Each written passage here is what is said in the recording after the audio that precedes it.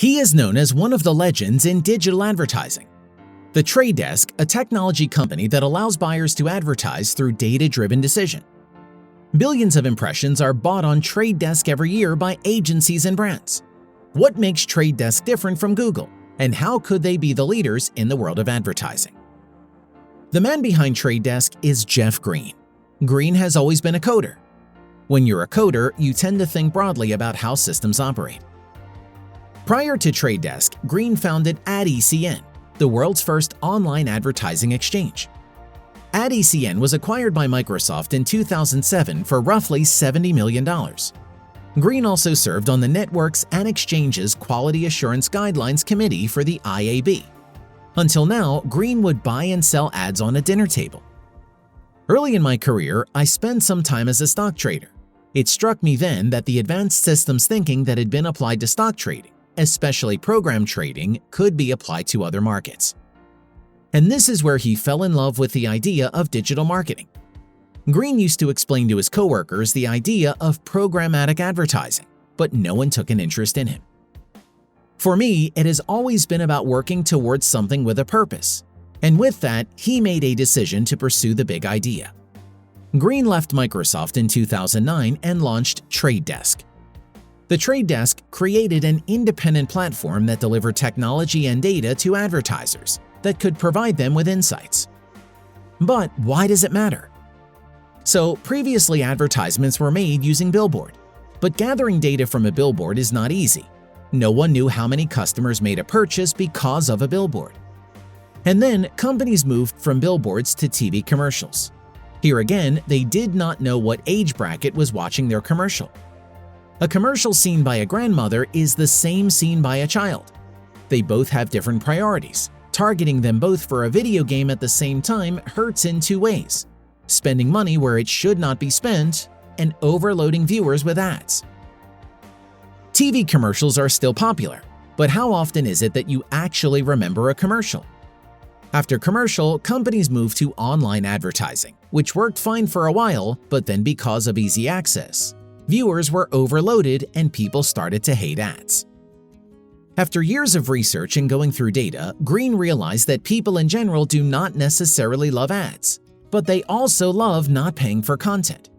So if they were given an option of free content with fewer ads versus paid content with no ads, the choice is simple. Now you may think, Netflix. To answer that, let's look at other streaming platforms for a bit. Take for example Hulu. Hulu's plan is about the same as Netflix, but they soon realized that having no ads were drying up their account. So they introduced Hulu with ads for a cheaper cost. And as it turns out, about 50% of their revenue comes from ads. In 2019, Hulu's ad revenue was about $1.6 billion, and their subscription revenue, basic plus premium, was about $1.9 billion. Netflix having no ads is said to last only for so long. One day, they will have to introduce ads. The question is, would the consumer prefer watching ad after ad or just a few relevant ones? The fact is that ad-funded models do much better, and the North American ads market online and television broadcasting is slowly going towards a model that is similar to that in China, where all premium content is funded by ads. To avoid overloading viewers with ads, companies will have to find a way to show less but more relevant ads. The solution is programmatic advertising. Program advertising allows platforms to show fewer ads but more meaningful ads. And this is where Trade Desk comes in. Trade Desk had sourced funding from investors and have managed to build their business to profitability. The Trade Desk became profitable in 2010 as more advertisers signed up and realized the benefits of programmatic advertising. They have seen a customer retention rate of over 95%. Looking at the long term and knowing the potential in Asia, Green decided to move to China, even though 85% of Trade Desk revenue at the time was in North America. Over the course of the year, he has been able to lock up all the programmatic advertising in China. The next step for Trade Desk was to go public. Green decided to meet with the biggest names on Wall Street.